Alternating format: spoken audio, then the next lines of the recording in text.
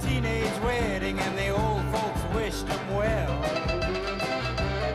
You could see that Pierre did truly love the mademoiselle.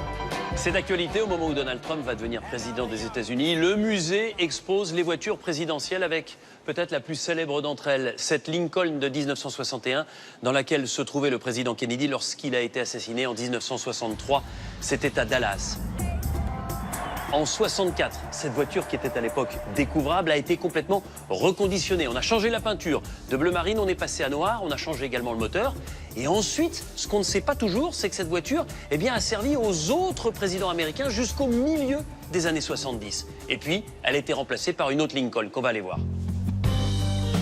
À partir de 1972, Richard Nixon utilisera cette nouvelle Lincoln. Il sera suivi par Jimmy Carter et par Ronald Reagan. Et là, l'objectif, c'est sécurité maximale avec des vitres blindées.